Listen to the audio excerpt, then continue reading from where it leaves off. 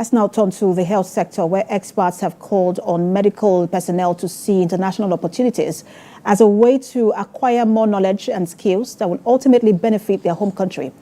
A professor of nursing, maternal and child health care, Olarewaju Showumi, said this at the induction of nurses in Iwo, Osun State. Rafiu Hamid reports. Nigeria produces thousands of healthcare professionals every year. A number of them often leave the shores of the country to practice, thereby having negative effects on the country's healthcare system. But recently, the president approved a national policy on health workforce migration to address the challenges facing Nigeria's health and human resources. At the induction of these 46 in Iwo, the guest speaker, Professor Olarewaju Showumi, tasked nurses practicing abroad to prioritize their country.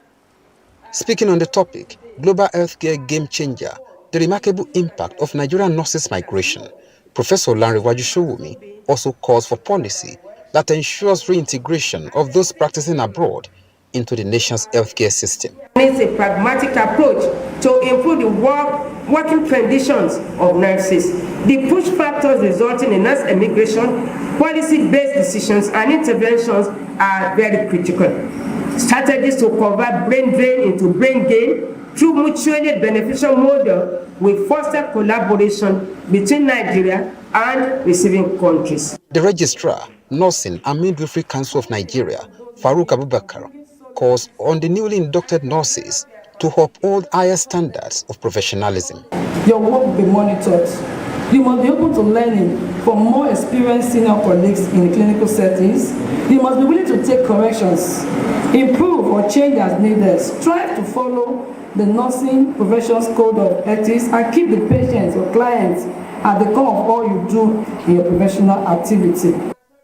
The council was also urged to ensure proper monitoring of nurses in the practice of their profession. People have been trained as nurses who do not have BSc, who are already working, may not have the opportunity of going to the regular school.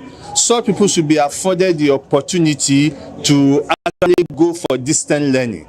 But what I'm saying is that they should be exposed to the expected number of hours of clinical services, not 2 weeks.